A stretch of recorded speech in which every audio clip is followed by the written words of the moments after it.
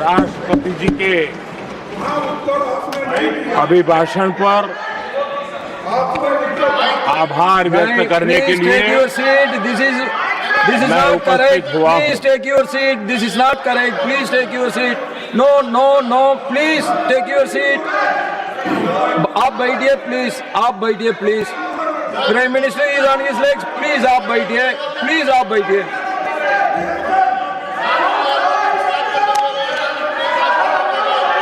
आदरणीय सभापति जी, इस धन्यवाद प्रस्ताव पर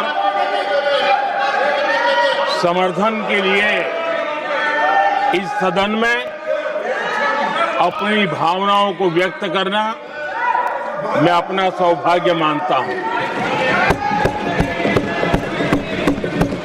आदरणीय सभापति जी, विकसित भारत की यात्रा में बीते वर्ष देश के तेज प्रगति से विकास के वर्ष रहे हैं। Nothing will go on record except Prime Minister's जीवन के हर क्षेत्र में,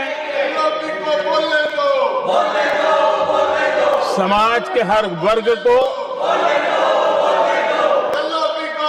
उनके जीवन में परिवर्तन का एक कालखंड रहा है। एक सही दिशा में तेज गति से देश आगे बढ़ रहा है। आदरणीय राष्ट्रपति जी ने बहुत ही बढ़िया तरीके से पूरी संवेदनशीलता के साथ उन्होंने This is not correct. इस विषय को Sit your seat. हम please. सबके सामने प्रस्तुत किया है। आदरणीय सभापति जी, मेरी एक प्रार्थना है, आदरणीय खड़गे जी की उम्र देखते हुए वो बैठ करके भी नारे बोल सकते हैं तो अच्छा होगा, ताकि उनको कष्ट न हो। पीछे नौजवान बहुत लोग हैं, तो खड़गे जी को No. आप बैठते बैठते भी When you are speaking, they are listening. You are नारे listening. बोलने की अनुमति दे दीजिए।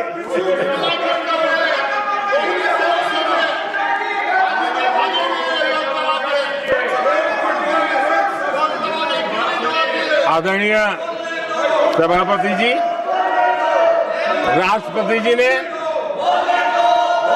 इस देश के मध्यम वर्ग, इस देश के निम्न मध्यम वर्ग, इस देश के गरीब, इस देश के गांव, इस देश के किसान, महिलाएं, विज्ञान हो, प्रौद्योगिकी हो, कृषि हो, सभी विषयों को लेकर के बहुत ही विस्तार से भारत के प्रगति का एक स्वर संसद में गूंजा है।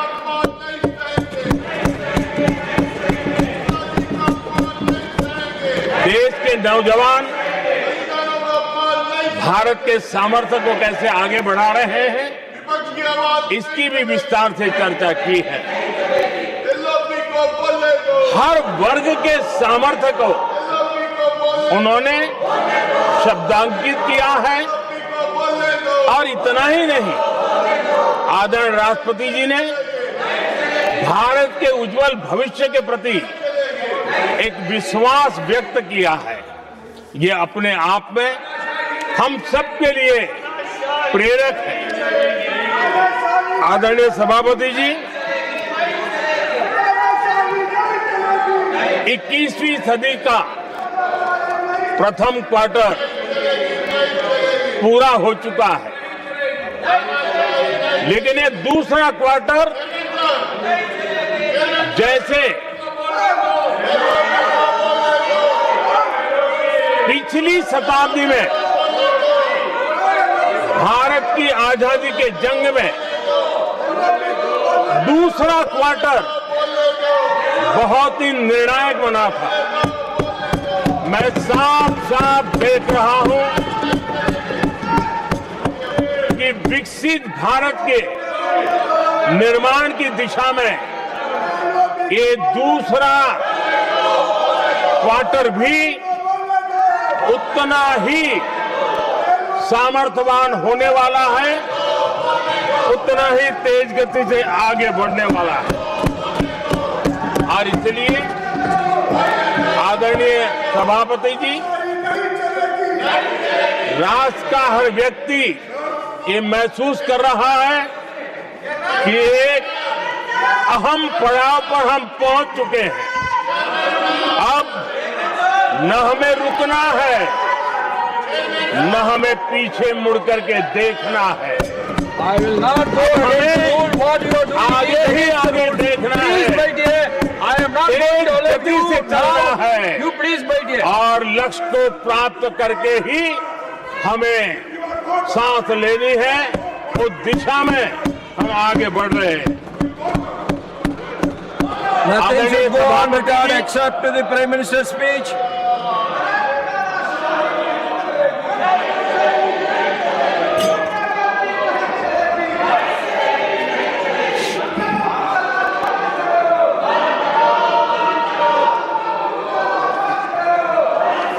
आदरणीय सभापति जी, वर्तमान में अगर हम देखें तो भारत के भाग्य के अनेक सुयोग एक साथ हमें नसीब हुए। ये अपने आप में बहुत ही उत्तम संयोग है, ऐसा मैं मानता हूं। सबसे बड़ी बात है, विश्व के समृद्ध से समृद्ध देश भी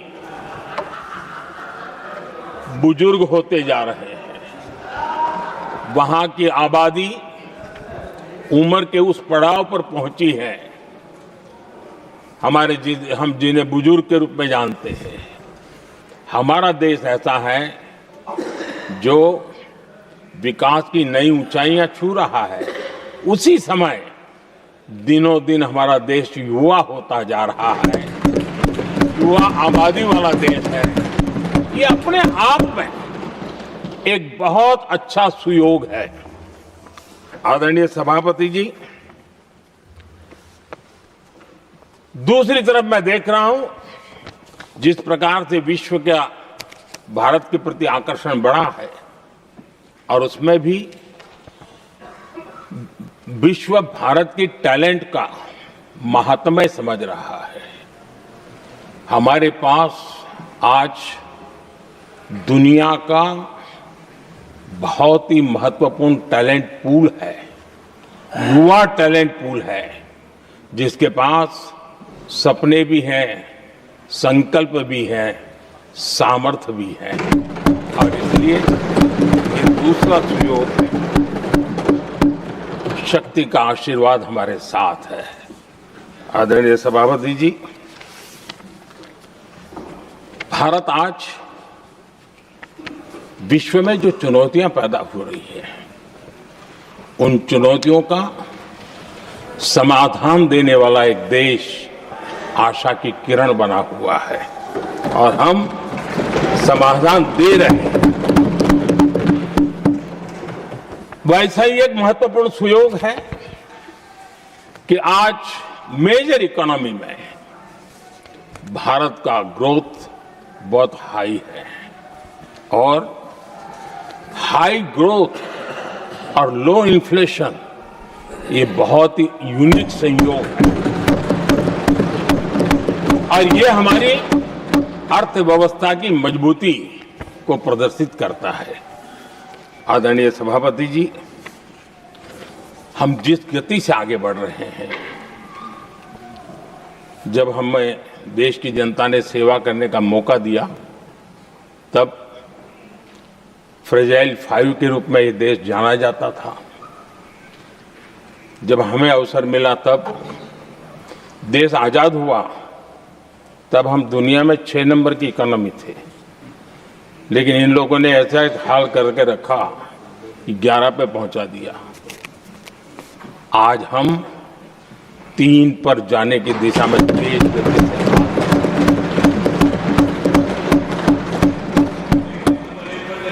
आदरणीय सभापति जी, आज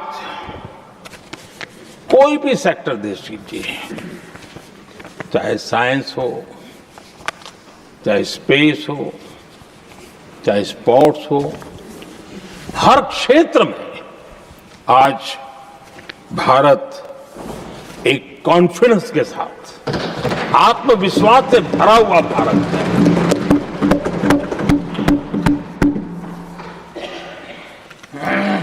कोविड के बाद विश्व में जो स्थितियां पैदा हुई और ऐसी नई नई चीजें जुड़ती गई, आज दुनिया संभल नहीं पा रही है। ऐसे में साफ साफ नजर आ रहा है कि दुनिया एक नए ग्लोबल ऑर्डर की तरफ, नए वर्ल्ड ऑर्डर की तरफ आगे बढ़ रहा है। सेकेंड वर्ल्ड वॉर के बाद एक वर्ल्ड ऑर्डर बना था, अब एक नए वर्ल्ड ऑर्डर की तरफ विश्व बहुत तेजी से आगे बढ़ रहा है। और सबसे बड़ी खुशी की बात है, सारी घटनाओं का अराजनीतिक तरीके से, निष्पक्ष भाव से विश्लेषण करेंगे तो झुकाव भारत की तरफ है।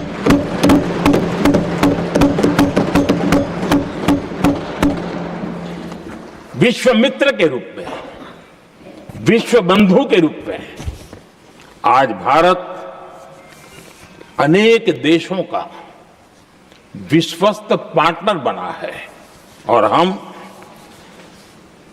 कंधे से कंधा मिला करके विश्व कल्याण की दिशा में भी अपनी उचित भूमिका निभा रहे हैं, अपने सामर्थ्य से सहाय भी कर रहे हैं। आदरणीय सभापति जी, आज पूरा विश्व ग्लोबल साउथ की चर्चा करता है, लेकिन उस चर्चा के सूत्रधार के रूप में आज भारत वैश्विक मंचों पर ग्लोबल साउथ की बुलंद आवाज बन गया है।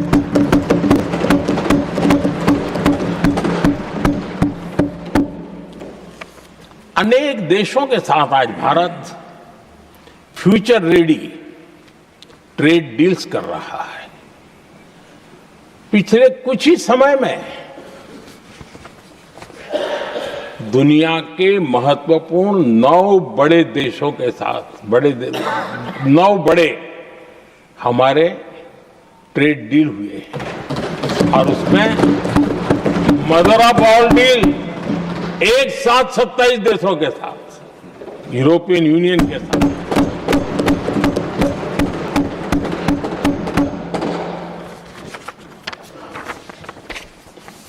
जो लोग थक गए,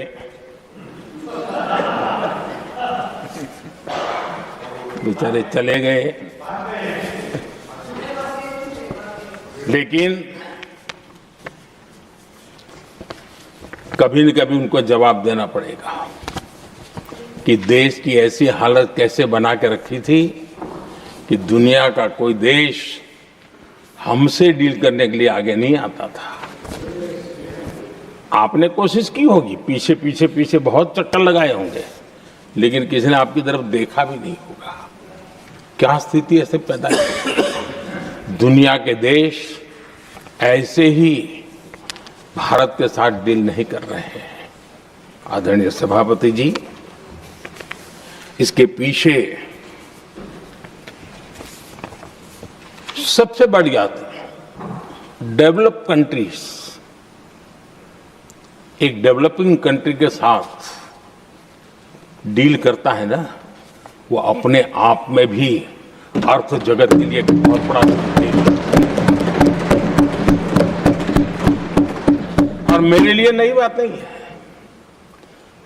जब मुझे गुजरात में सेवा करने का अवसर मिला था तो मैं एक वाइब्रेंट गुजरात समिट करता था, और मेरे लिए गर्व की बात थी कि एक स्टेट, हिंदुस्तान का एक स्टेट, मेरी इस वाइब्रेंट समिट के partner country, develop country Japan हुआ करता था।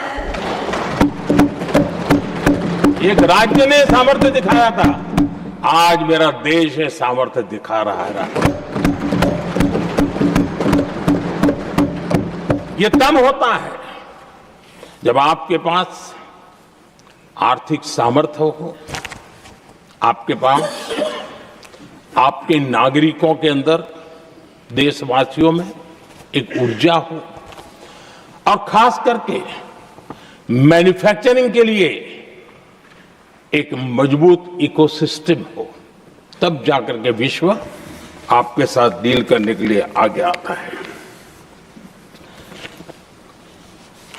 वोट बैंक की राजनीति में डूबे हुए लोगों ने कभी भी देश के ऐसे अनेक पहलुओं पर मजबूती देनी चाहिए, ये कभी उनकी प्राथमिकता नहीं रही, और उसी का परिणाम है। और जहां तक कांग्रेस पार्टी का सवाल है, मैं साफ साफ कहना चाहता हूं, और मेरे शब्दों पे भरोसा नहीं है तो मैं देश को, लोगों को कहूं कुछ मत करो, सिर्फ लाल किले से कांग्रेस के प्रधानमंत्रियों के जो भाषण है, सिर्फ उन भाषणों का एनालिसिस कर लो, आपको साफ साफ लगेगा कि न उनके पास कोई सोच थी, न उनके पास कोई विजन था, और न ही कोई इच्छा शक्ति थी। और इसका परिणाम है कि देश को इतना भुगतना पड़ा। आदरणीय सभापति जी, मैं कोटि कोटि देशवासियों का आभारी हूं। उन्होंने सेवा करने का अवसर दिया। हमारी काफी शक्ति उनकी गलतियों को ठीक करने में जा रही है। दुनिया के मन में जो उनके समय की छवि है, उस छवि को धोने में मेरी ताकत लगती है। ऐसा बर्बाद करके रखा हुआ था, और इस काम के लिए हमने फ्यूचर रेडी पॉलिसीज पर बल दिया है। और आज आपने देखा होगा, देश नीति के आधार पर चल रहा है, पॉलिसीज के आधार पर चल रहा है। एडोकिज्म को हमने त्याग कर दिया है, और उसके कारण विश्व का विश्वास बनता है। हमने रिफॉर्म, परफॉर्म, ट्रांसफॉर्म के मंत्र को लेकर के आगे बढ़े, और आज स्थिति ऐसी है कि देश रिफॉर्म एक्सप्रेस पर सवार हो चुका है।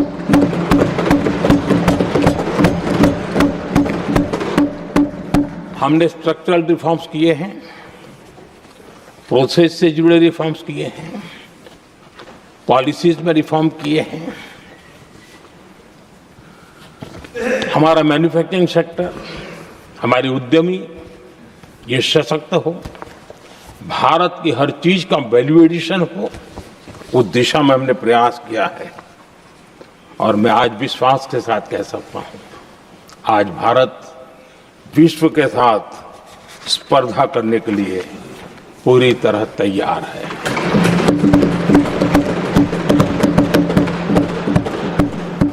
जब मैं विश्व के सीईओ फोरम की समिट देखता हूं, आज दुनिया हमारे उद्यमियों को समानता के रूप में देखती है। और जब पिछले दिनों सभी दलों के डेलीगेशन विश्व में गए थे, ये भाव उन्होंने भी अनुभव किया, और आकर के मुझे सभी दल के माननीय सांसदों ने अपने अनुभव बता रहे थे, बड़ा गर्व से कह रहे थे कि हाँ, बराबरी से बात हो रही है। ये हमारे लिए अपने आप में बात है। आदरणीय सभापति जी, एमएसएमई का बहुत बड़ा नेटवर्क जितना सामर्थ्यवान होता है, वो लंबे अरसे तक इकोनॉमी को ताकत देता है। हमने उस दिशा में बल दिया, और हमने कई रिफॉर्म्स किए हैं। आज हमारे एमएसएमई नेटवर्क पर दुनिया का भरोसा बढ़ रहा है। बड़े बड़े हो सकता है हम हवाई जहाज नहीं बनाते होंगे, लेकिन कई हवाई जहाज हैं जिसमें कई पुर्जे मेरे देश के छोटे छोटे एमएसएमई बना रहे हैं। आदरणीय सभापति जी, देश में हुए इन प्रयासों का नतीजा सबके सामने है।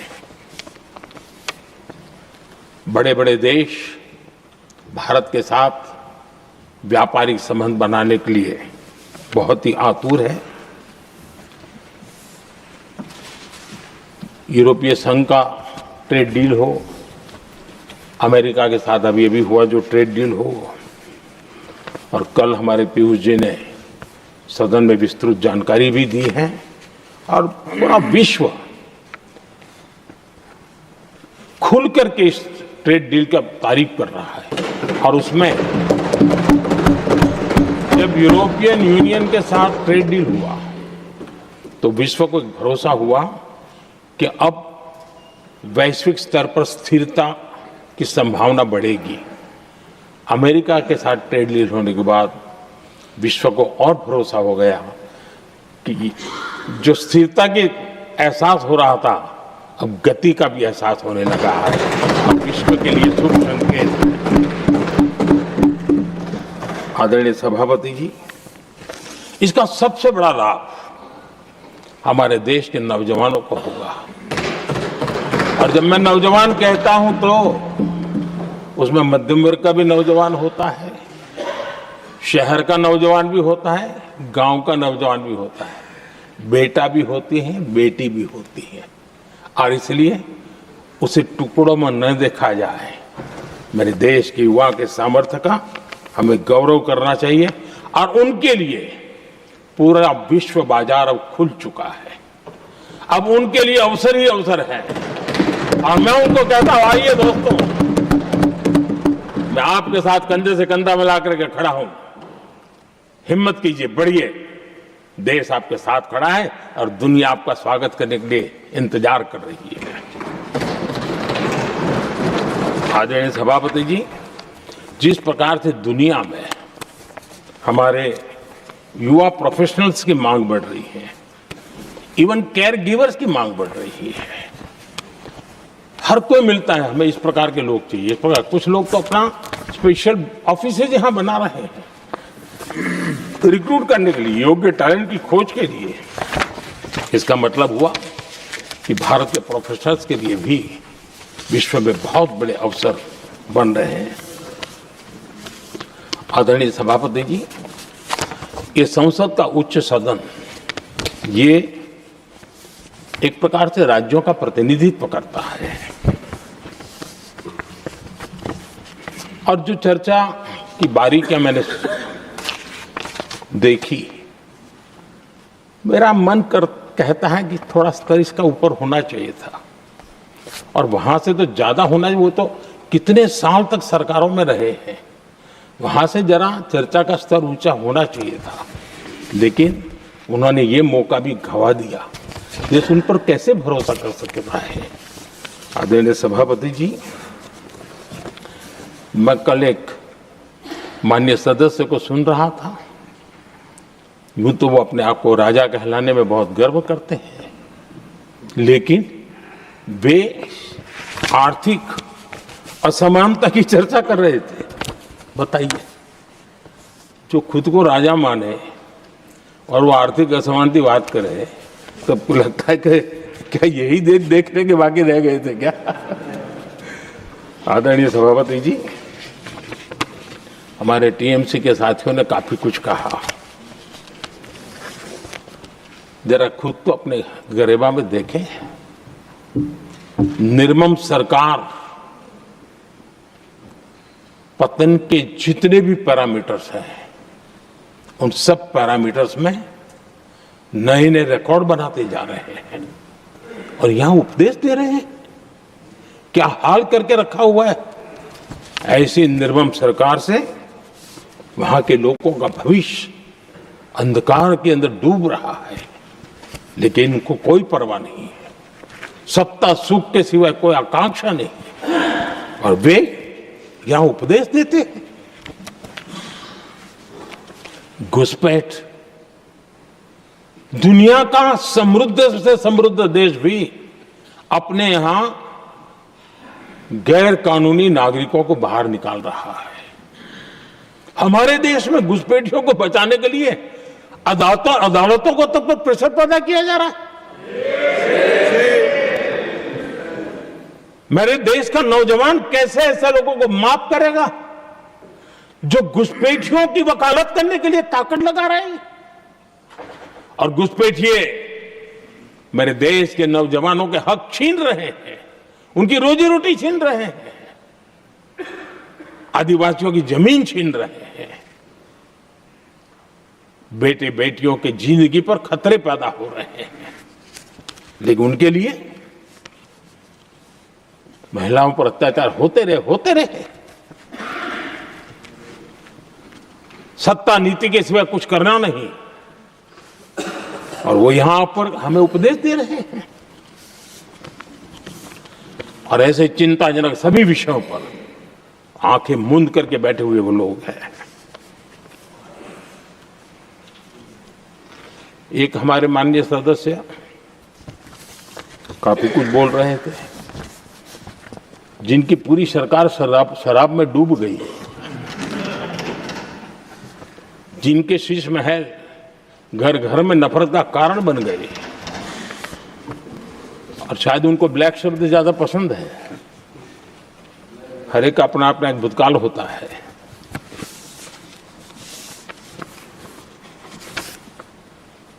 पता नहीं ब्लैक के साथ उनका क्या पुराना रिश्ता है। आदरणीय सभापति जी,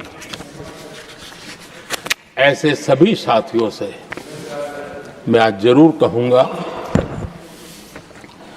तुम कितना दुनिया को धोखा दोगे, तुम कितना दुनिया को धोखा दोगे। आईना देख लिया तो अपनी सच्चाई कहां छिपाओगे।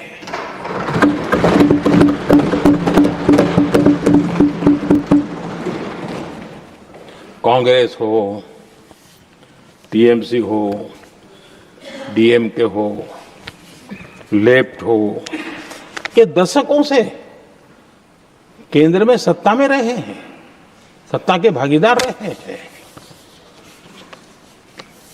राज्यों में भी उनको सरकारें चलाने का अवसर मिला है, लेकिन उनकी पहचान क्या बनी?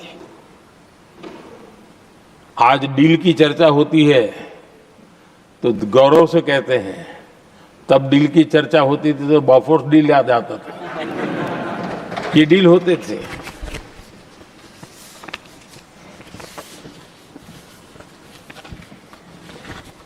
उन्होंने सिर्फ जेब भरने का काम किया। नागरिकों के जीवन में बदलाव आना उनकी प्राथमिकता नहीं थी। आदरणीय सभापति जी, मैं कुछ उदाहरणों के साथ भी बात बताना चाहता हूं, क्योंकि यहाँ चर्चा में ये सारे विषय आए हैं और इसलिए मुझे कहना बहुत जरूरी है। अब एक उदाहरण देता हूं मैं बैंकिंग सेक्टर का। बैंकिंग सेक्टर एक प्रकार से अर्थव्यवस्था की ग्रिड होता है। 2014 से पहले फोन बैंकिंग का कालखंड था। नेता के फोन जाते थे और उसके आधार पर करोड़ों रुपया दे दिए जाते थे, और गरीबों को तो बैंकों में दुत्कार मिलती थी, नफरत होती थी। देश की 50% से ज्यादा आबादी बैंक के दरवाजे तक नहीं देख पाई थी। कांग्रेस के नेताओं के फोन पर अरबों रुपये लोगों को दे दिए गए, और जो ले जाते थे वो अपनी पर्सनल प्रॉपर्टी मान करके पैसे हजम कर जाते थे। यही खेल चलता रहा। कांग्रेस और यूपीए के राज में और आज जो इंडी अलायंस बन करके बैठे हैं उनके राज में बैंकिंग व्यवस्था तबाही के कगार पर खड़ी थी।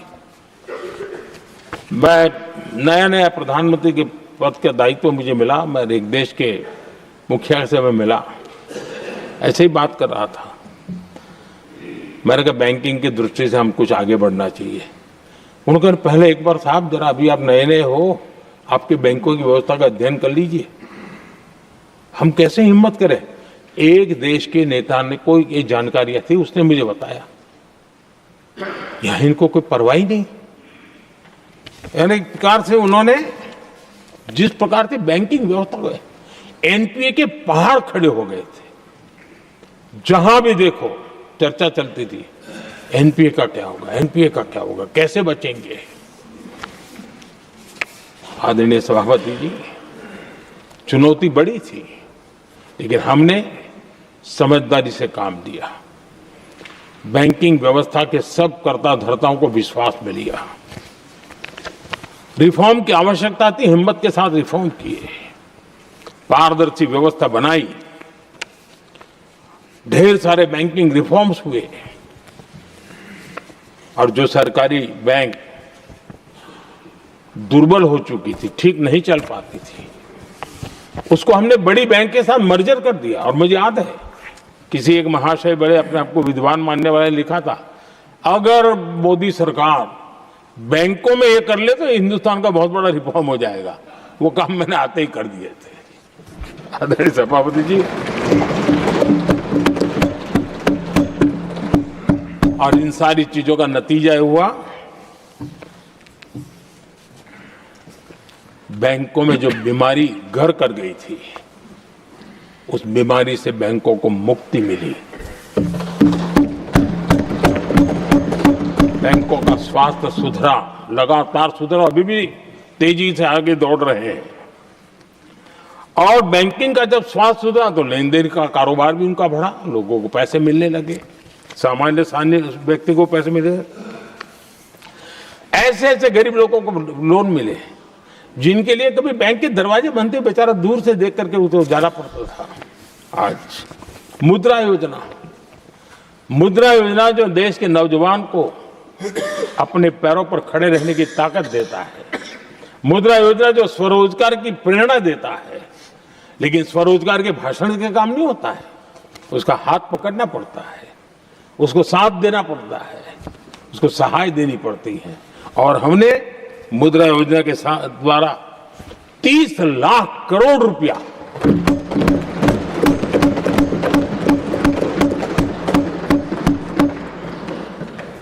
$30 लाख करोड़ रुपए से ज्यादा लोन मुद्रा योजना के माध्यम से और बिना गारंटी देश के नौजवानों के हाथ में दिया और उन्होंने अपने कारोबार को आगे बढ़ाया। और गर्व की बात है, उसमें बहुत बड़ी मात्रा में माताएं बहनें भी हकदार बनी, इसकी लाभार्थी बनी। सेल्फ हेल्प ग्रुप, इन दिनों ग्रामीण महिलाएं बड़े सपने देखती हैं, खुद अपने पैरों पर खड़ा होना चाहती थी। विमेन सेल्फ हेल्प ग्रुप का हमने विस्तार तो किया ही किया, लेकिन 10 करोड़ बहनों को हमने सीधी आर्थिक मदद की व्यवस्था की। हमारे एमएसएमई सेक्टर को हमने भरपूर लोन दी। और मैं आज बड़े संतोष के साथ, बड़ी जिम्मेवारी के साथ इस पवित्र सदन में कहना चाहता हूं, हमने एनपीए जिसके पहाड़ हुआ करते थे 2014 के पहले, आज उसको हमने नीचे निम्न स्तर पर ला करके खड़ा कर दिया। आज एनपीए 1% से भी नीचे है। ये अपने आप में बैंकों के स्वास्थ्य के लिए बहुत उत्तम काम हमने किया है। इतना ही नहीं, हमारे बैंकों का प्रॉफिट आज रिकॉर्ड पर है, हाई रिकॉर्ड है उसके। ये अपने आप में देश की अर्थव्यवस्था को ताकत देने के लिए, बैंकिंग व्यवस्था मजबूत होती है तो बाकी अर्थव्यवस्था को भी मजबूती मिलती है, उस काम को कहेगा। आदरणीय सभापति जी, मैं एक और उदाहरण देना चाहता हूं। हमारे पीएसयूज, आमतौर पर पीएसयूज के संबंध में ये मान्यता बन चुकी थी, वो बनते ही हैं बीमार होने के लिए, वो बनते ही हैं बर्बाद होने के लिए, वो बनते ही हैं बंद होने के लिए। हमने इस पूरी मानसिकता को हकीकतों के आधार पर बदलने में सफलता प्राप्त की है। और ये लोग पीएसयूज को लेकर के कितनी गलत बातें फैलाते थे। अर्बन नक्सल की तरह ऐसे पीएसयूज के दरवाजे के बाहर मजदूरों की मीटिंग करके भड़काने का पाप करते थे, गुमराह करने का काम करते थे। इन्होंने LIC, state bank of India और भी HAL, ऐसे हर एक को बड़ा भला बुरा और इतना भद्दे तरीके से, जब उनकी सरकार थी तब तो ये इन चीजों को संभाल नहीं पाते थे, उसको कुछ कर भी नहीं पाते थे। आदरणीय सभापति जी, हमने इसमें भी हिम्मत दिखाई। हमने पीएसयूज के संबंध में भी रिफॉर्म्स किए, रिफॉर्म्स की एक लगातार परंपरा चलाई। आज LIC बेस्ट तरीके से उसने पूरे कार्यकाल में अपना LIC का जन्म हुआ तब तक उत्तम से उत्तम परफॉर्मेंस का कालखंड उसका गुजर रहा है।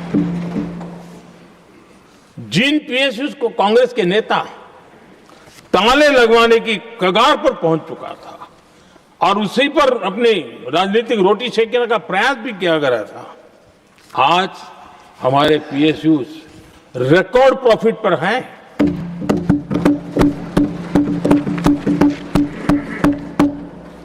इतना ही नहीं, वे अपने परफॉर्मेंस से मेक इन इंडिया को भी गति दे रहे हैं। मेक इन इंडिया का जो सपना है उसका पूरा करने में वे भी एक बहुत बड़े कैटलिक एजेंट के रूप में आज भूमिका अदा कर रहे हैं। रिकॉर्ड संख्या में रोजगार बना रहे हैं। इतना ही नहीं, हमारे कुछ पीएसयूज आज विश्व के अंदर जा रहे हैं, विश्व में भी अपनी ताकत दिखा रहे हैं, विश्व के साथ जुड़ रहे हैं, दुनिया के कई देशों के विकास यात्रा में वो भागीदार बन रहे हैं। आज हमारे पीएसयूज को बहुत बड़े बड़े ऑर्डर देश से भी और देश के बाहर से भी मिलने लगे हैं। ये अपने आप में मैं जो कहता हूं ना, एक बहुत महत्वपूर्ण पड़ाव पर ये देश 25 साल है, उसका संकेत यहां नजर आता है। आदरणीय सभापति जी, कांग्रेस ने विश्वासघात करने के विषय में भी हमारे देश के अन्नदाता को भी नहीं छोड़ा।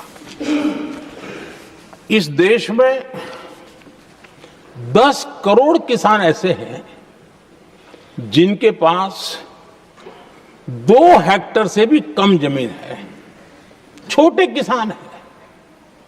उनकी तरफ कभी परवाह नहीं की गई, उनकी तरफ कभी देखा नहीं गया, नहीं उनके दिमाग में ये छोटे किसानों का कोई महात्म्य था। उनको लगता है कुछ बड़े लोगों को संभाल लिया तो गाड़ी चल जाएगी, और यही राजनीति करते रहे। आदरणीय सभापति जी, हमारे दिल में छोटे किसान के प्रति एक दर्द था। हम जमीनी हकीकतों से परिचित थे और उसी के कारण हम पीएम किसान सम्मान निधि योजना लेकर के और आप इतने कम समय में हमारे इन छोटे किसानों के खाते में 4 लाख करोड़ रुपया हमने दिया है। 4 लाख करोड़ रुपया आंकड़ा छोटा नहीं होता है आदरणीय सभापति जी, और उसने हमारे छोटे किसानों को एक नई ताकत दी है, नए सपने देखने का सामर्थ्य दिया है। और मुझे पक्का विश्वास है कि हमारा किसान उस दिशा में जरूर भारत की आशा अपेक्षा के अनुरूप परिणाम देगा।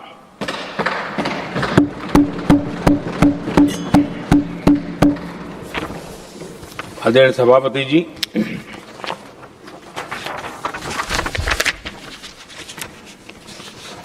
यहाँ कुछ साथियों ने इम्प्लीमेंटेशन के संबंध में शिकायतों का भाषण काफी किए। शायद वो तय करके आए थे कि ऐसा ऐसा बोलना है, तो इसमें तो उनका ऐलान दिखता था, बाकी में तो नहीं दिखता है। आदरणीय सभापति जब ये इम्प्लीमेंटेशन को लेकर के इतनी बड़ी बड़ी बातें करते हैं, मैं एक जरा किस्सा सुनाता हूँ। मैं किसी का भला बुरा कहने के लिए नहीं कर रहा हूँ, मैं सिर्फ हकीकतें रख रहा हूँ। परेशानी जिनको होगी उनको होगी, लेकिन तथ्य तो तथ्य ही होते हैं। हमारे देश के एक नेता हिमाचल प्रदेश के दौरे पर गए थे और वहां से आने के बाद उन्होंने खुद ने ये घटना कहीं सुनाई, रिकॉर्ड पर उपलब्ध है। उसमें उन्होंने कहा,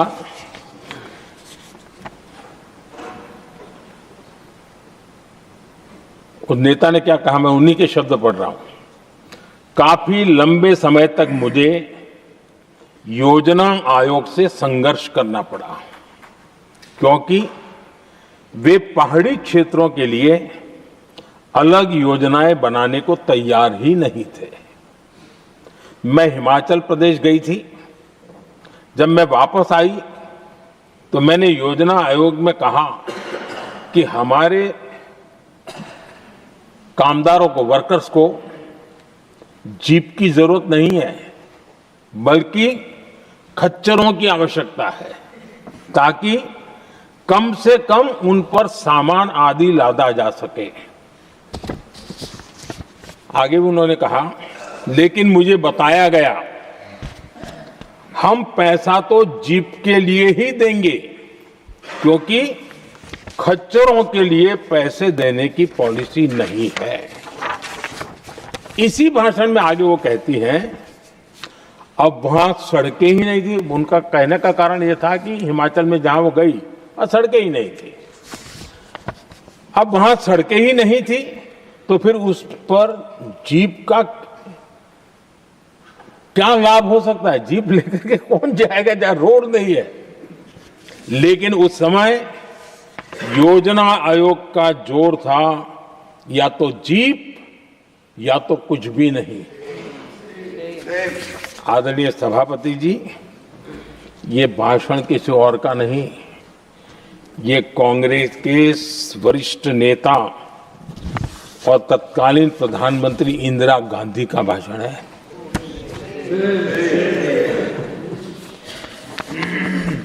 कांग्रेस के लंबे शासनकाल में यही कार्यशैली रही,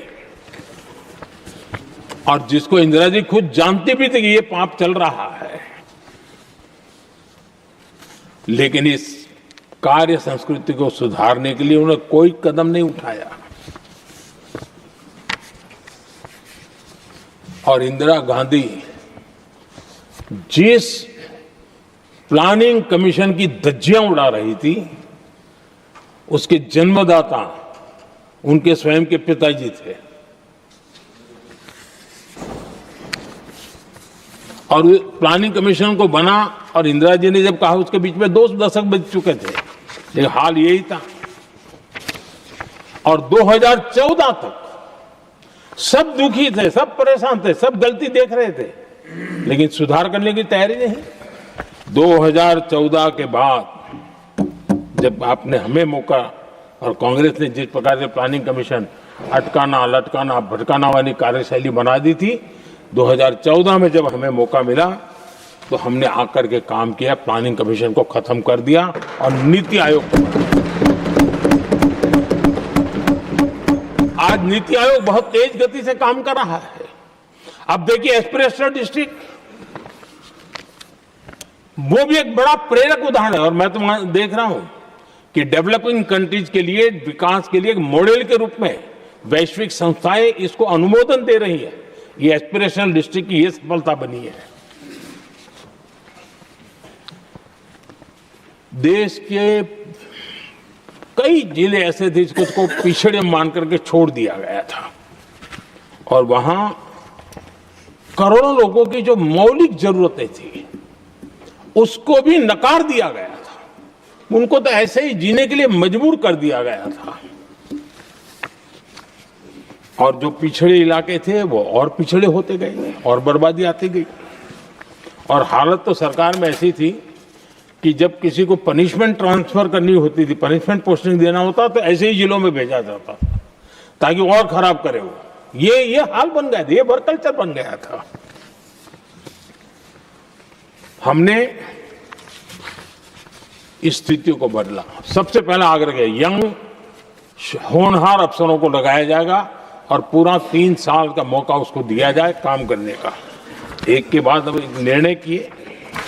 और आज देखिए किसी समय छत्तीसगढ़ का हमारा बस्तर एस्पिरेशनल डिस्ट्रिक्ट में था, आज वो बस्तर पूरे देश में बस्तर ओलंपिक के नाम से चर्चा में है।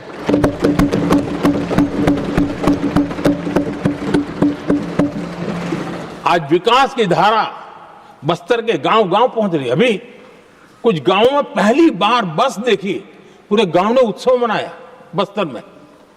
ये परिस्थितियां छोड़ करके गए हुए हैं लोग और यहां पर पता नहीं किस प्रकार से देश को कहां ले जाना चाहते हैं लोग। आदरणीय सभापति जी, इंप्लीमेंटेशन क्या होता है, ये एस्पिरेशनल डिस्ट्रिक्ट एक बहुत बड़ा शानदार उदाहरण है। ऐसे तो सैकड़ों उदाहरण हैं, लेकिन मैं कहने के लिए इसको उल्लेख कर रहा हूं। कांग्रेस के हमारे साथियों को ये जो बदलाव आ रहा है उसमें इंप्लीमेंटेशन नजर नहीं आ रहा है।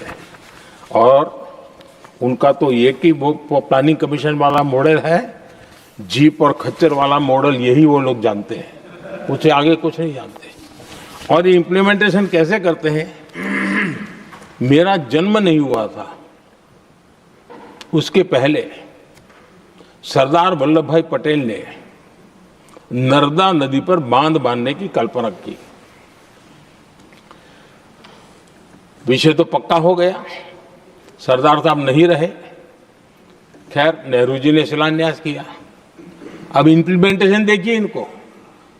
मेरा जन्म नहीं हुआ था जब इसकी कल्पना की गई थी और प्रधानमंत्री बनने के बाद मैंने उसका उद्घाटन किया, ये हाल है।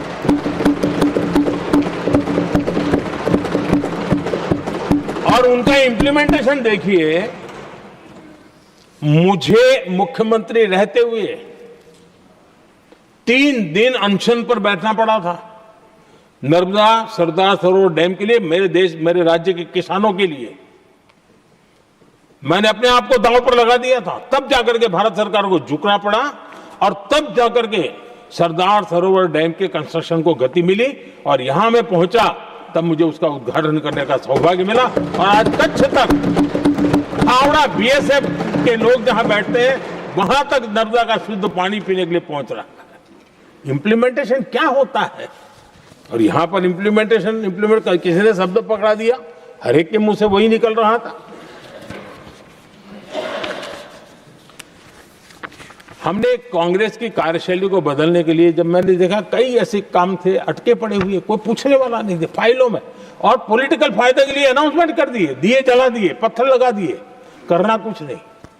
आखिरकार मैंने एक टेक्नोलॉजी वाला प्लेटफॉर्म बनाया यहां आकर के, प्रगति के नाम से। ये प्रगति प्लेटफॉर्म का मैं उदाहरण देता हूं, आप हैरान हो जाएंगे। मुझे एग्जैक्ट याद नहीं है, लेकिन शायद हिमाचल में एक ट्रेन उन्होंने पार्लियामेंट में घोषित की थी, शायद ऊना और कोई। मेरे आने तक वो कागज पर भी उसका ड्राइंग नहीं बना था, बताओ, और चुनाव जीतने के लिए वो घोषणा कर दी। प्रगति के अंदर मेरे सामने विषय आया, ऐसे कई विषय मेरे सामने आए और उस प्रगति के अंदर हमने एक एक प्रोजेक्ट क्यों अटके हुए, कॉस्ट किस डिपार्टमेंट की काम में क्या मुसीबत आई है, किसने गलत तरीके से इसको आगे बढ़ाया, और बजट तो बढ़ता ही गया था। जो योजना 900 करोड़ में होनी थी वो 90,000 करोड़ तक पहुंच जाए, ये हाल करके रख दिया था इन्होंने। हमने एक टेक्नोलॉजी प्लेटफॉर्म बनाया, हर महीने बैठा अभी मैंने 50वां एपिसोड पूरा किया उस मीटिंग का, और लगातार उस काम करते करते और संबंधित राज्यों को भी बिठाया, उनकी कठिनाइयों को भी समझा, उसके इम्प्लीमेंटेशन में कौन मिनिस्ट्री का परेशानी हो रही है, किस स्टेट की परेशानी हो रही है, किस कानून की परेशानी हो रही है, हर एक की बारीकी से देखा। और आज मैं गर्व से कह सकता हूं कि इस प्रगति के इम्प्लीमेंटेशन को बारीकी से प्रधानमंत्री के स्तर पर देखे जाने के कारण 85 लाख करोड़ रुपीस का काम को गति मिली। 85 लाख करोड़ रुपीस के काम आप कल्पना कीजिए, देश की कितनी बड़ी शक्ति को अनलॉक किया हमने। इंप्लीमेंटेशन कैसे होता है ये हमने करके देखा है। रेल हो, रोड हो, सिंचाई हो, ग्रामीण कोई व्यवस्था का काम हो, इन सारी चीजों को हमने इसमें लिया। अब जैसे जम्मू उधमपुर श्रीनगर बारामूला रेल लाइन, आज ये प्रोजेक्ट पूरा हुआ।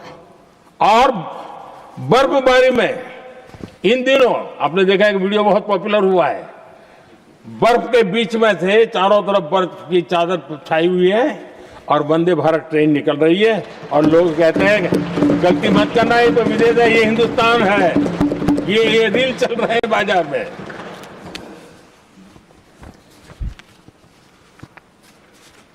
लेकिन 3 दशक तक यही प्रोजेक्ट लटका हुआ था। 3 दशक, 30 साल, आप कल्पना कर सकते, 2 पीढ़ी आगे बढ़ जाए, ये यही के अटके पड़े थे। हमारी सरकार ने इसको पूरा किया।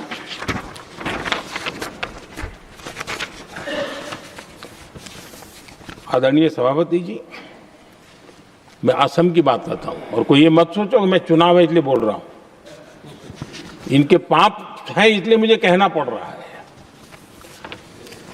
कांग्रेस सिर्फ इमेजिन करती है और इंप्लीमेंट करने का उनको कोई लेना देना ही नहीं होता है। अब असम का बोगीबिल ब्रिज, ये बोगीबिल ब्रिज अरुणाचल और असम को जोड़ने वाला बहुत महत्वपूर्ण ब्रिज, कितने ही सालों तक ये प्रोजेक्ट लटका रहा। हमने प्रगति के माध्यम से इसको रिव्यू किया और असम सहित पूरे नॉर्थ ईस्ट को बहुत बड़ी सुविधा वाला ये काम हमने पूरा किया। आदरणीय सभापति जी,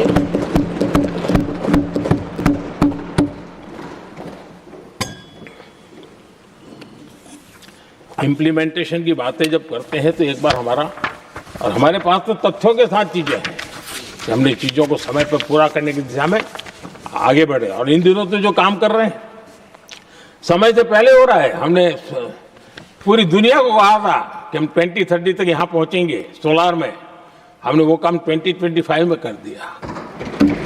हमने इथेनॉल का समय तय किया था, हम उसमें भी 2-3 साल पहले ही काम पूरा कर लिया। तो एडवांस में हम काम पूरा करने का, इंप्लीमेंटेशन की ताकत हमारे से उससे भी ज्यादा है। आदरणीय सभापति जी, भाजपा हो, एनडीए हो, हमारा अप्रोच, चीजों की तरफ देखने का हमारा दृष्टिकोण, समस्या के समाधान के लिए हमारी सोच और कांग्रेस के बीच में आसमान जमीन का अंतर है, बहुत फर्क है। मैं आपको उदाहरण देता हूं। हमारी सोच ये है कि 140 करोड़ देशवासी ये इतने सामर्थ्यवान हैं कि वह चुनौतियों को समाधान दे सकते हैं। ये हमारी सोच है, हमारा भरोसा है देशवासियों पर, उनके सामर्थ्य पर हमारा भरोसा है, और यही लोकतंत्र की भी सच्ची ताकत होती है। लेकिन कांग्रेस देशवासियों को ही समस्या मानती है। अब मैं इनका इतना बोल करके छोड़ दूंगा तो आज पता नहीं रात को उनको नींद नहीं आएगी और गालियां कल कैसी दे उसका प्लानिंग चलेगा। लेकिन मैं उदाहरण के साथ बताना चाहता हूं किस प्रकार से लोग सोचते थे देशवासियों के लिए।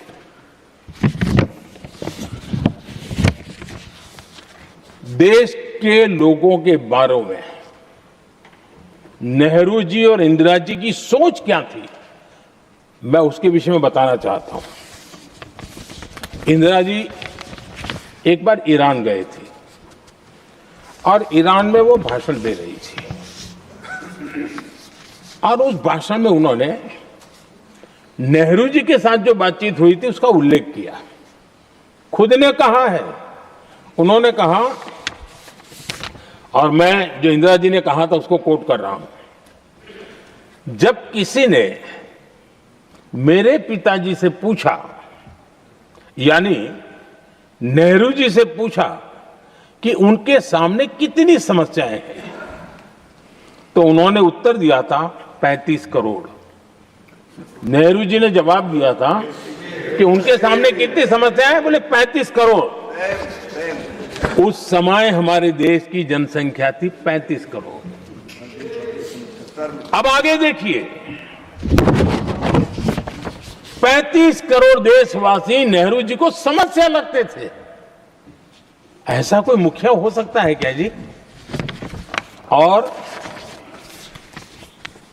इस बात का उदाहरण देते हुए इंदिरा जी ने आगे कहा कि आज देश की जनसंख्या 57 करोड़ है, इसलिए मेरी समस्याओं की संख्या भी उतनी ही बड़ी है। यानी पिताजी को 35 करोड़ समस्या वाले देशवासी लगते थे, अब 57 करोड़ उनको समस्या। कोई ऐसा हो सकता है जो अपने ही देशवासियों को समस्या माने? ये फर्क है उनकी सोच और हमारी सोच में, ये फर्क है उनके अप्रोच और हमारे अप्रोच में।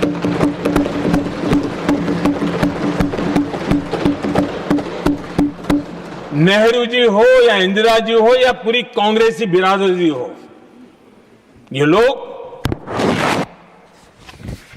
भारत के लोगों को समस्या मानते हैं। आदरणीय सभापति जी, मेरे कई कोटेशन मिलेंगे। मैंने दुनिया के सामने कहा है, देश के सामने कहा है, और कहा है इसलिए नहीं, ये मेरा कन्विक्शन है। अरे चुनौतियां कितनी ही क्यों ना हो, 140 करोड़ समाधान हमारे पास है।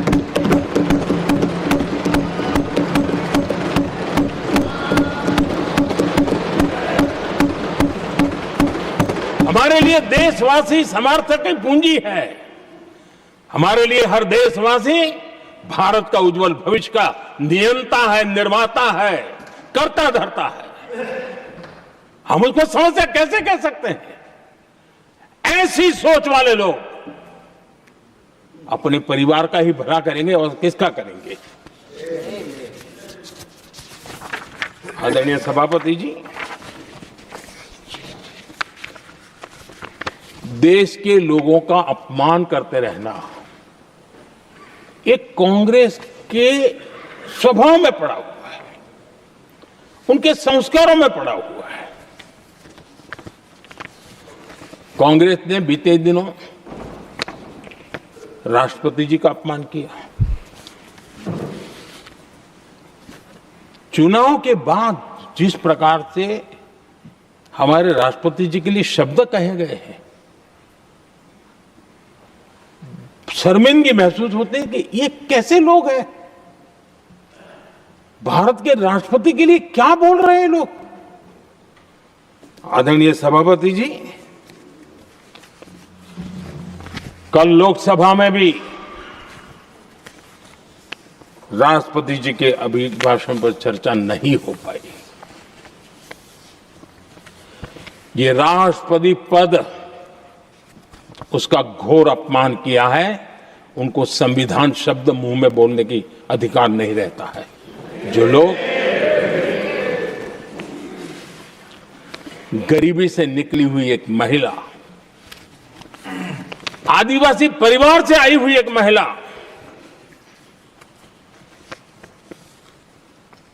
जब आपने लोकसभा में जो व्यवहार किया है, आपने आदिवासी समाज का अपमान किया है, आपने महिला का अपमान किया है। भारत के सर्वोच्च पद पर विराजमान, संविधान ने जिनको सर्वोच्च पद दिया है, आपने उनका अपमान किया है, आपने संविधान का अपमान किया है।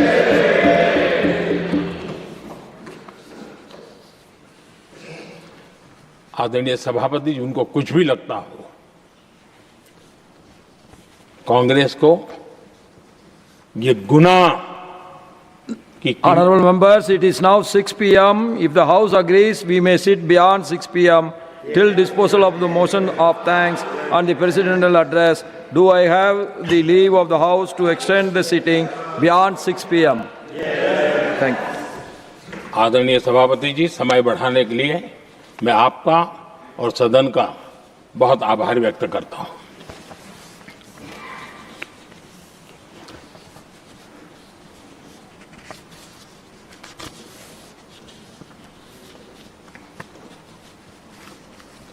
आदरणीय सभापति जी, बड़ी दर्दनाक लोकसभा की घटना है और शायद हताशा निराशा तो हम समझ सकते हैं, लेकिन इसके लिए देश के पवित्र लोकतंत्र के मंदिर को ही इस रूप में कर देना, और उस समय चेयर पर असम के ही हमारे एक माननीय सांसद बैठे थे और उस समय कागज फेंके गए, टेबल पर चढ़ दिया गया। क्या ये नॉर्थ ईस्ट का अपमान नहीं है? क्या असम के नागरिकों का अपमान नहीं है? कल फिर दोबारा किया उन्होंने, और उस समय आंध्र के दलित परिवार का बेटा चेयर पर बैठा था, उसको भी अपमानित किया। यानी आपने नॉर्थ ईस्ट का अपमान, चेयर में बैठा अपमान करो। आंध्र के एक दलित परिवार का बेटा चेयर पर बैठा, उसका अपमान करो। सदन ने इनको काम दिया हुआ है, सबने मिलकर के काम दिया हुआ है, लेकिन वो दलित समाज से आते हैं, इसलिए आप अपमान करते हो।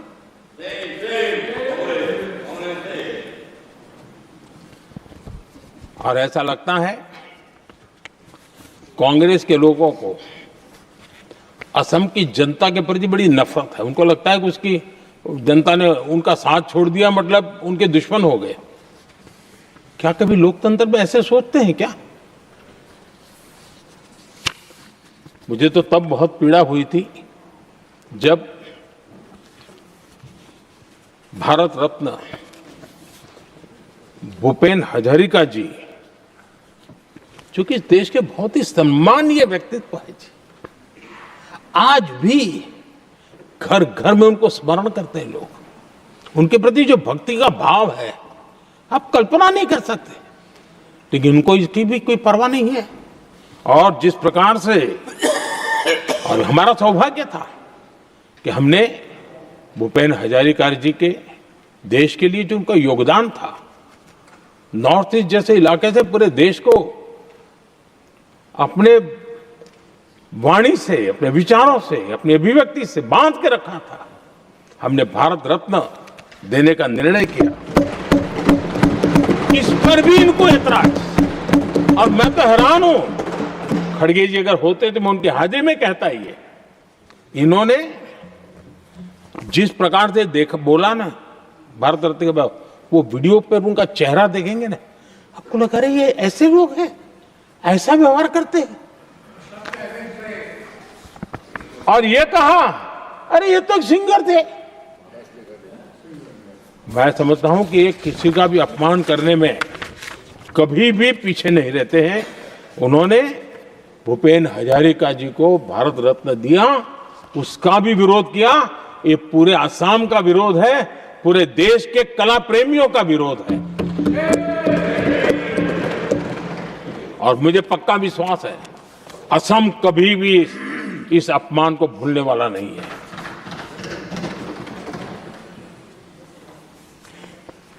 आदरणीय सभापति जी, कल जो घटना घटी,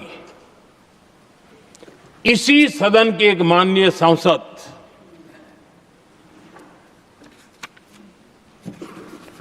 कांग्रेस के शातिर दिमाग जिनका है, ऐसे एक युवराज ने उनको गद्दार कह दिया। अहंकार कितनी 7वें आसमान पर पहुंच चुका है इनका। और कांग्रेस को छोड़कर के कितने ही लोग निकले हैं कांग्रेस के कितने टुकड़े हुए हैं, कई लोग दूसरे दलों में गए हैं, लेकिन औरों को तो किसी को गद्दार नहीं कहा उन्होंने। लेकिन कल सांसद को गद्दार इसलिए कहा क्योंकि वो सिख थे। ये सिखों का अपमान था, एक गुरुओं का अपमान था। और कांग्रेस के अंदर जो कूट कूट करके सिखों के प्रति नफरत भरी पड़ी है ना, उसका वो अभिव्यक्ति थी।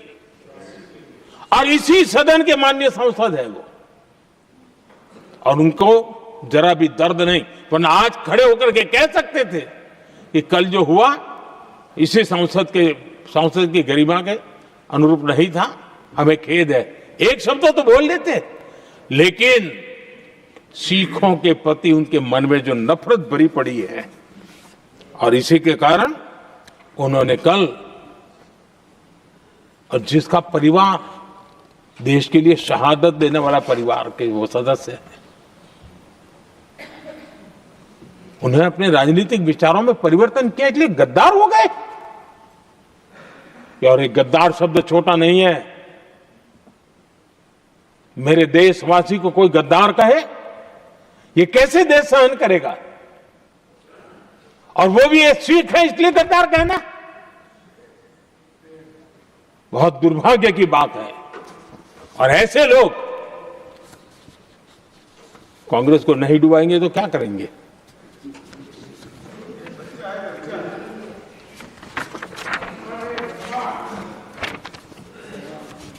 आदरणीय सभापति जी, एक तरफ ये दृश्य है और दूसरी तरफ हमारे सदानंद जी मास्टर का दृश्य है।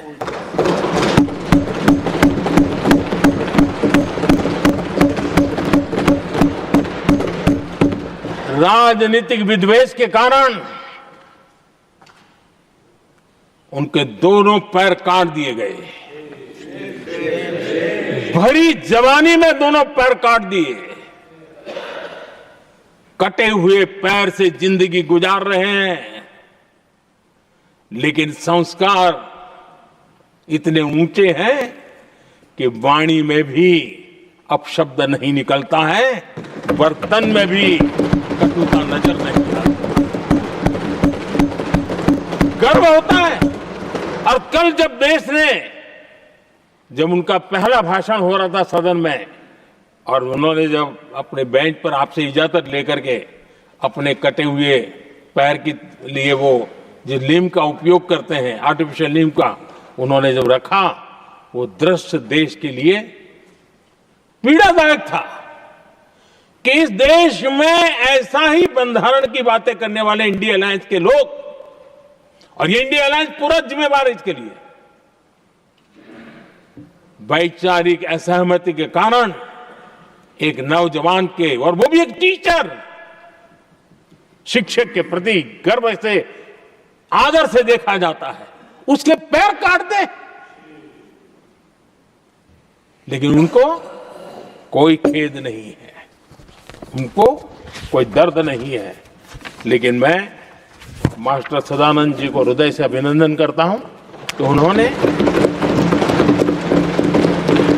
जिस प्रकार से इतनी भयानक हमले के बाद भी देश की सेवा का अपना व्रत जारी रखा, और आज देश की नीति निर्धारण में अंदर अपना योगदान दे रहे हैं। ये गर्व की बात है। और ऐसे लोगों के सहारे हम राजनीति में जीते हैं, काम करते हैं, देश के लिए जीने मरने की प्रेरणा मिलती है। ये संस्कार हमें पाए हैं ऐसे लक्षावधि कार्यकर्ताओं के तब से पाए हुए हैं। आदरणीय सभापति जी,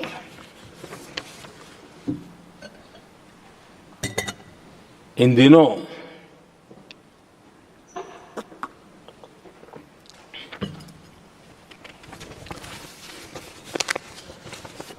और वैसे कांग्रेस के हमारे साथियों का मुझ पर जरा विशेष प्रेम है, वो स्पेशल प्रेम है।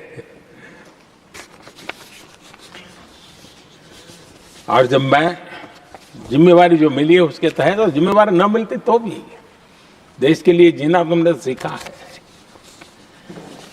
हम विकसित भारत की जमीन मजबूत कर रहे हैं, उसको एक ताकत दे रहे हैं। एक तरफ देश के युवाओं के लिए मजबूत जमीन तैयार कर रहा हूं, तो कांग्रेस मोदी की कब्र खोदने के कार्यक्रम करवा रही है। और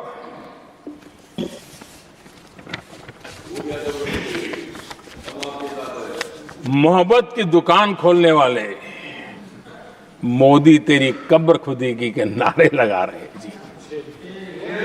ये कौन सी मोहब्बत की दुकान है जो देश के ही किसी नागरिक के कब्र खोदने के सपने देखती हो? ये कौन सा संविधान से उन्होंने सीखा है जो देश के ही किसी नागरिक के कब्र खोदने की बात करते हो? क्या ये संविधान का अपमान नहीं है? क्या ये मानवता का अपमान नहीं है? क्या ये सार्वजनिक जीवन की मर्यादाओं का अपमान नहीं है? और उनको इसका कोई खेद नहीं है। अगर इसके बाद क्या बयान देंगे? बयान देखो, प्रधानमंत्री राज्यसभा में भी रो रहा था।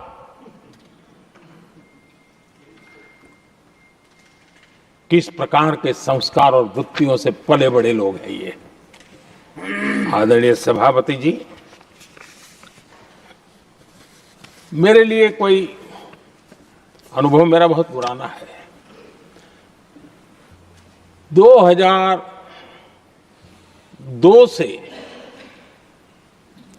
जब वे विपक्ष में थे तब से, और 2004 से जब वो सत्ता में आए तब से, और 2014 से मैं जब यहां आया तब से, पिछले 25 साल से संसद का एक भी सत्र ऐसा नहीं गया, मोदी संसद का सदस्य नहीं था, एक भी सत्र ऐसा नहीं गया जिसमें इस सदन के अंदर मोदी को गाली देने का काम न किया हो इन लोगों ने।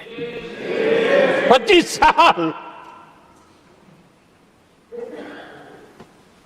और मुझे किसी ने पूछा था, मोदी जी आपके स्वास्थ्य का क्या राज है? मैंने कहा मैं डेली 2 किलो गाली खाता हूं।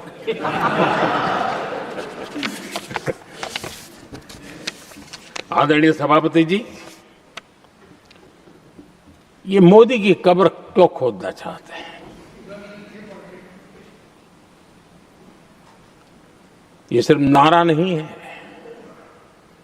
ये इनके भीतर पड़ी हुई नफरत का प्रतिबिंब है, इसकी अभिव्यक्ति है।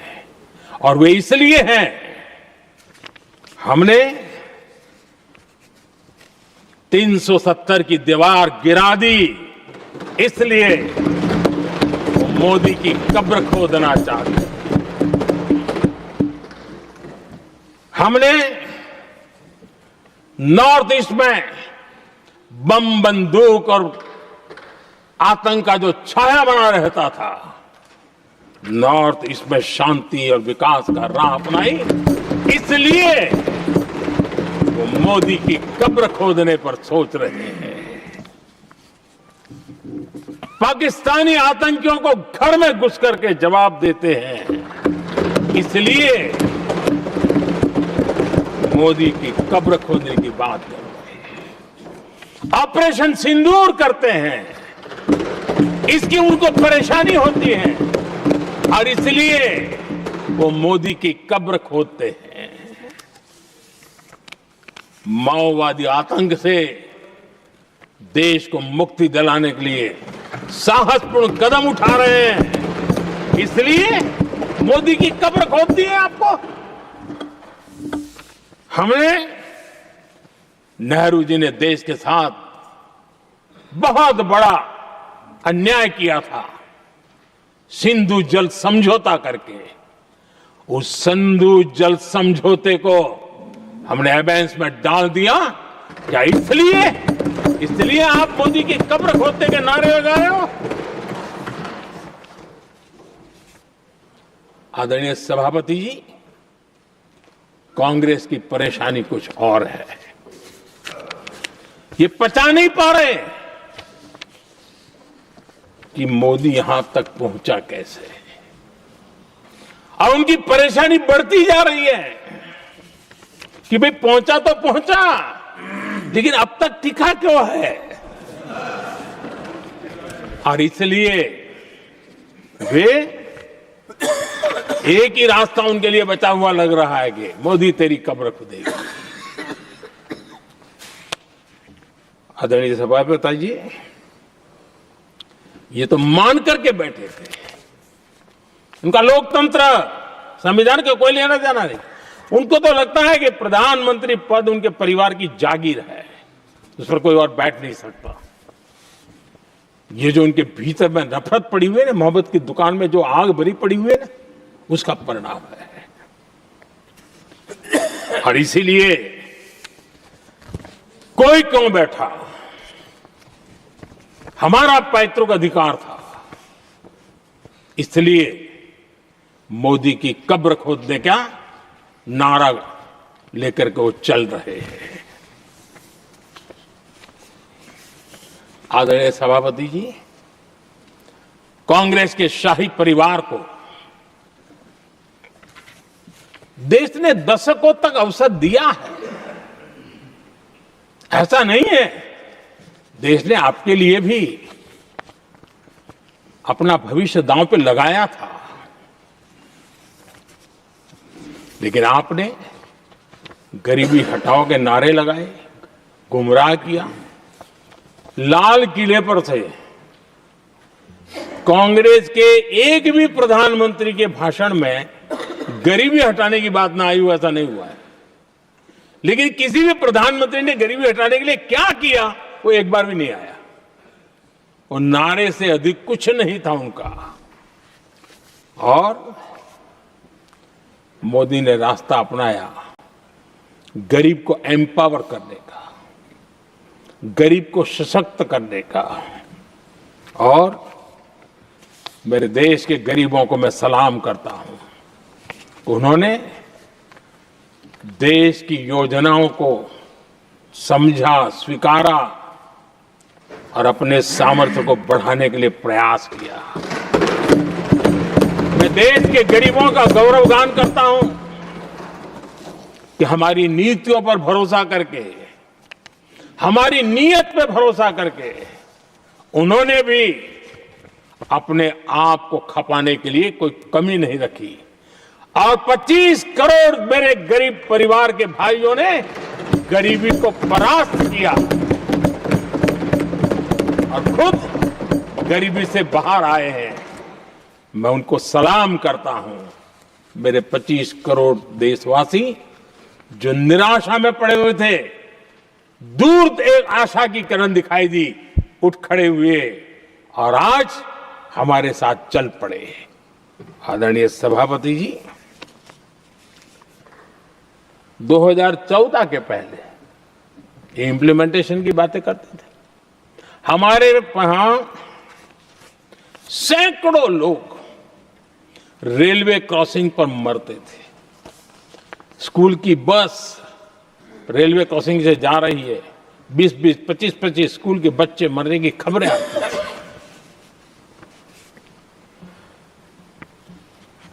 अनमैन्ड रेलवे क्रॉसिंग, वो इतना बड़ा काम नहीं था कि नहीं कर सकते थे।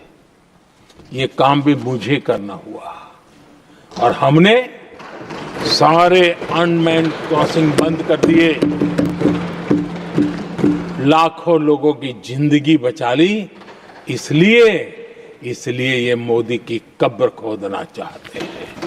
आदरणीय सभापति जी,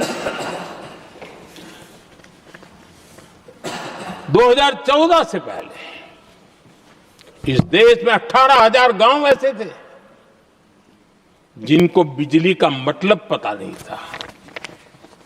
बिजली का कोई तार होता है, कोई बल्ब होता है, कोई लट्टू जलता हुआ उसमें उजाला निकलता, पता नहीं था उनको। 18,000 गांव 2014 के बाद जब आपने हमें दायित्व देशवासियों ने दिया, उन 18,000 गांव जिन्होंने कभी बिजली का मुंह तक नहीं देखा था, बिजली का शब्द भी कान पे नहीं सुना था, उन गांवों में उजाला पहुंचाया। इसलिए इनको मोदी की कब्र खोदने के सिवाय अब कोई रास्ता नहीं दिख रहा है। आदरणीय सभापति जी, वो भी एक वक्त था जब देश में बार बार खबरें आती थी, मीडिया में हेडलाइन हुआ करती थी, सरहद की स्थिति के संबंध में बयान आते थे, गोला बारूद नहीं है, बुलेट प्रूफ जैकेट नहीं है, बर्फ के बीच खड़ा है, बर्फ में खड़े रहने के लिए जो जूते चाहिए वो जूते तक नहीं उसके पास, ये खबरें आती थी। हमने देश के जवानों के लिए खजाने खोल दिए, देश के जवानों को जो चाहिए वो देने की निकाल पड़ी, और इसलिए वो चाहते कि अब तो कोई रास्ता बचा नहीं है, बस कब्र खुदेगी मोदी की, यही एक रास्ता उनके लिए बचा है। आदरणीय सभापति जी, एक बार उत्तर प्रदेश के वर्तमान मुख्यमंत्री जी ने सदन में भाषण करते करते वो रो पड़े थे। दिमागी बुखार के कारण बच्चे, अनगिनत बच्चे मर रहे थे। इनको कभी सूझा नहीं कि इस दिमागी बुखार से मुक्ति दिलाई जा सकती है। आदरणीय सभापति जी, आंख की बीमारी ट्रकोमा, लोग परेशान होते थे, आंखें चली जाती थी, और विज्ञान प्रगति कर चुका था, हो सकता था, वो नहीं कर सकते थे। हमने दिमागी बुखार से भी मुक्ति दिलाई और हमने ट्रकोमा से भी देश के लोगों की आंखें बचाई। यही सफलताएं हैं, यही संवेदनशीलता है, समाज के लिए जीने मरने का यही संकल्प है। पल पल, तिल तिल समाज के लिए बिताना, घिसना, झलना, वो उनको परेशान कर रहा है। तब जाकर के मोदी तेरी कब्र खुदेगी, ये मंत्र लेकर के चल रहे हैं, ये सपने देख करके चल रहे हैं, और बातें लोकतंत्र की करते हैं। मोहब्बत की दुकान के साइन बोर्ड लगाते हैं। क्या सार्वजनिक जीवन में ऐसी नफरत होती है? आदरणीय सभापति जी, इनकी सरकार रिमोट से चलती थी, मेरी सरकार भी रिमोट से चलती है। 140 करोड़ देशवासी मेरा रिमोट है।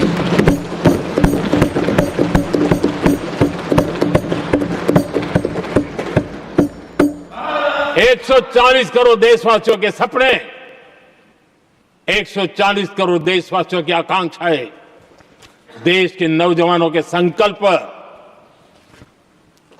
इनके लिए हम जीते हैं, इनके लिए सरकार चलाते हैं। सत्ता हमारे लिए सुख का रास्ता नहीं है, सत्ता हमारी लिए सेवा का माध्यम है।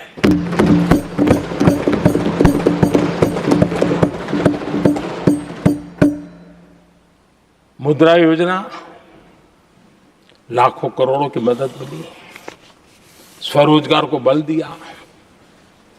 कांग्रेस ने कभी स्टार्टअप कल्चर को प्रमोट ही नहीं किया। कुछ सैकड़ों में स्टार्टअप बेचारे अपने, उनको पता भी नहीं था। और इनका तो हाल ये है आदरणीय सभापति जी, अपने घर के स्टार्टअप को भी वो लिफ्ट नहीं कर पा रहे।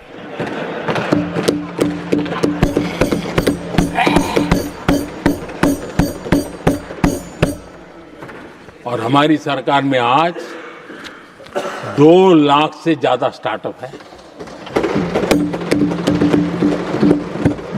और जब सफलता एक के बाद एक जन सामान्य के दिलों को जीतती है ना, तब जाकर के उनके पास एक ही रास्ता बचा है, मोदी तेरी कब्र खुदेगी। लेकिन उस हमारा याद कीजिए, बीएसएनएल को लेकर के चुटकुले चलते थे, कार्टून बनते थे। आज स्वदेशी 4G स्टैक हमने खड़ा कर दिया। 5G दुनिया में सबसे तेज गति से रोल आउट करने का काम हमने कर दिया। कम्युनिकेशन की नई जनरेशन, नई टेक्नोलॉजी, नई सोच, इसको हमने आगे बढ़ाया। और इसलिए दर्द जुबान पे आ रहा है, मोदी तेरी कब्र खुदेगी। आदरणीय सभापति जी, गरीब की सेवा ये मेरा सौभाग्य है। 4 करोड़ गरीबों को पक्के घर देना मैं जीवन में सुकून मानता हूं। बिजली, पानी, गैस का सिलेंडर, टॉयलेट की सुविधा, मुझे लगता है कि हाँ, परमात्मा ने मुझे सही दिशा में काम करने की प्रेरणा दी है। पहली बार गांव की महिला गर्व से कह रही है, हाँ मैं लखपति दीदी बनी हूं, तो दूसरी कह रही है इस साल तक मैं लखपति दीदी बन जाऊंगी। जो बन गई है उनको जब पूछता हूं, नहीं बोले साहब अब तो करोड़पति के लिए सोच रहे हैं। ये जो मिजाज बदला है, जो आत्मविश्वास बढ़ा है, और ऐसे देश के कोटि कोटि जनों के आशीर्वाद जिस इंसान पर हो, कोटि कोटि माताओं बहनों का जिस पर रक्षा कवच हो, नारे कितने ही लगा लो, कब्र तुम नहीं खोद पाओगे। ये देश की शक्ति, आशीर्वाद रूपी कवच, माताओं बहनों का मेरे प्रति जो भाव रहा है, जिस श्रद्धा भाव से मैंने माताओं बहनों की सेवा करने का काम किया है, जिनको कोई पूछता नहीं था उसको मोदी पूजाता है। यही करना है, और ये आशीर्वाद ही है जो इनको चूभते हैं, और इसलिए कब्र खोदना चाहते हैं। आदरणीय सभापति जी, चोरी करना जिनका पुश्तैनी धंधा है, जिन्होंने एक गुजराती की सरनेम भी चुरा ली,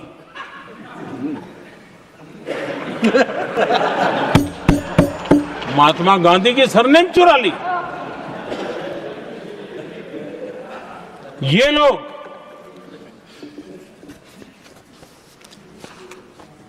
और देश की जनता इतनी समझदार कि ऐसी पटक देती है, ऐसी पटक देती है तो लोगों को। आदरणीय सभापति जी, हम एक विकसित भारत का सपना लेकर के चले, और आज वो सपना देश के लोगों की ऊर्जा के कारण संकल्प में बदल चुका है। आज कहीं पर भी जाइए, हर कोई ये कहता है कि 2047 तक विकसित भारत बनना है, और मैं हैरान हूं,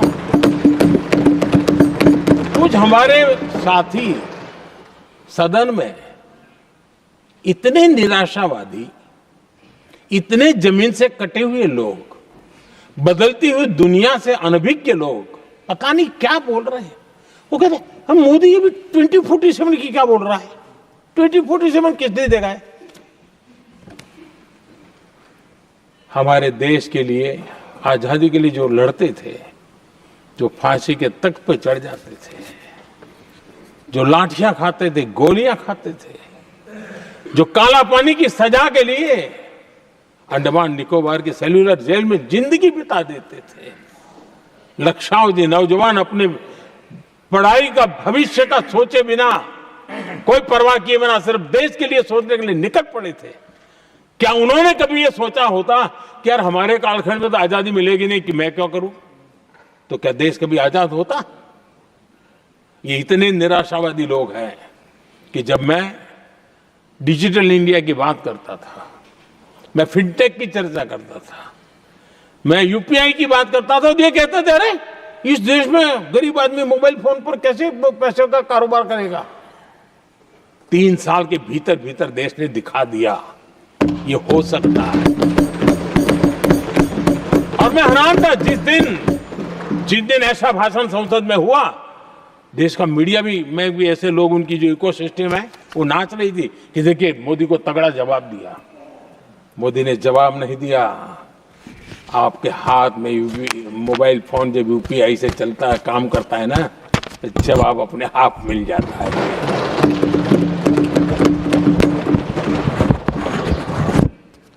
आदरणीय सभापति जी, कांग्रेस के समय एक व्यंग चला करता था और आमतौर पर कहा गया और सीरियस नेचर की चर्चा में भी आता था, हंसी मजाक में भी आता था। इंडिया मिस द बस, ये कॉमन वर्ड हो चुका भाई, मौका गंवा दिया, बाजी हाथ से चली गई। इंडिया मिस द बस, ये हमेशा होता था। आदरणीय सभापति जी, आज भारत कोई बस मिस नहीं कर रहा है, आज भारत काफिले का नेतृत्व कर रहा है।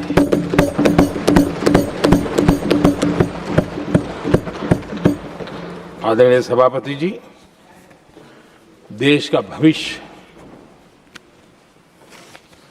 उज्जवल बनाना है, वर्तमान भी उज्जवल बनाने के लिए अविरत कार्य करना होता है। हम विकसित भारत के सपने के लाइट में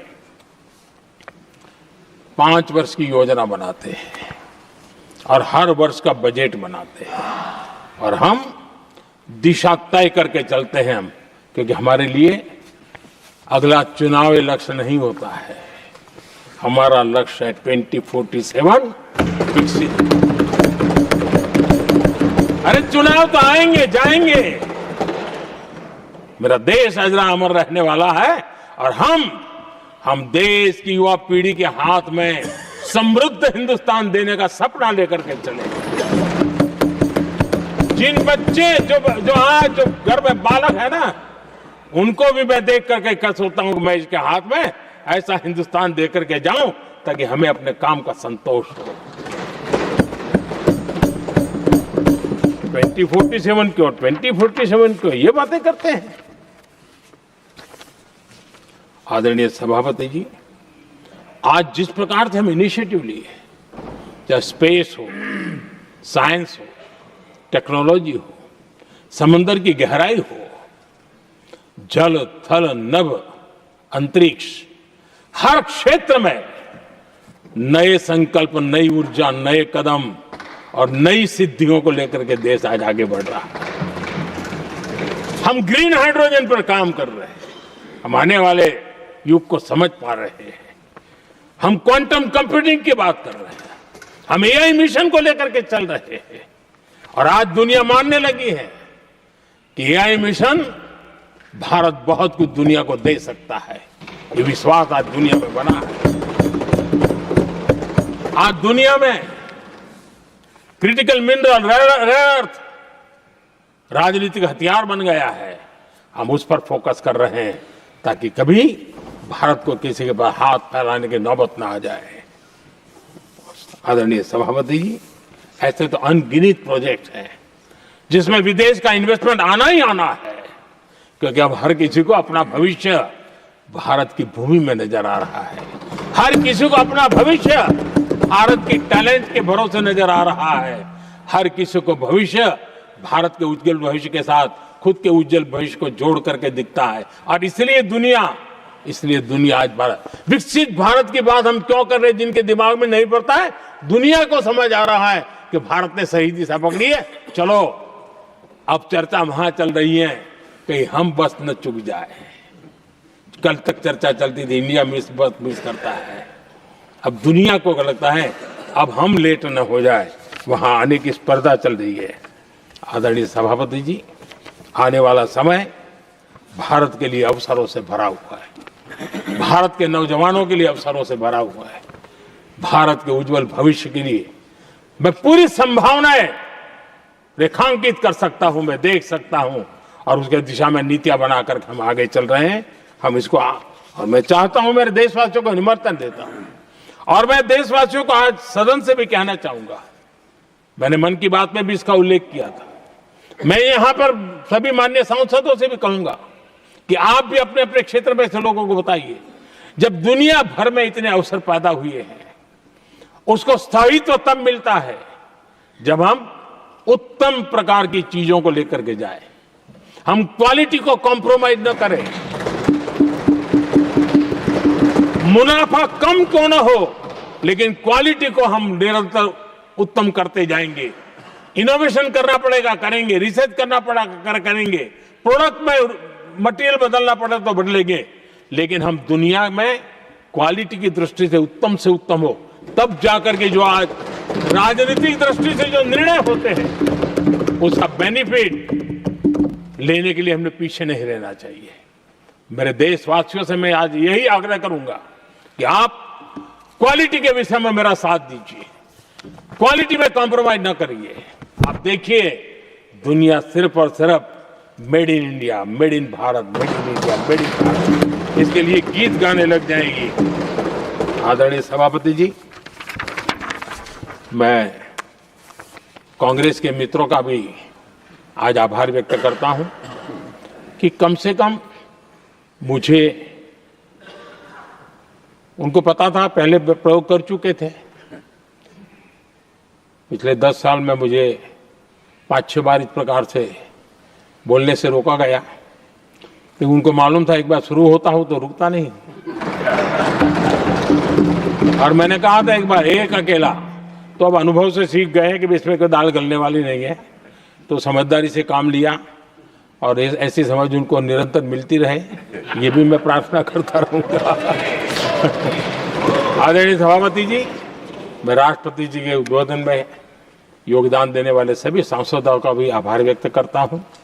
जो भी उत्तम विचार यहाँ प्राप्त हुए हैं, उत्तम विचार देश की प्रगति में जरूर काम आएंगे, ऐसा मैं विश्वास देता हूं। और आदरणीय राष्ट्रपति जी का इस संबोधन के लिए मैं हृदय से आभार व्यक्त करते हुए मेरी वाणी को विराम देता हूं। बहुत बहुत धन्यवाद।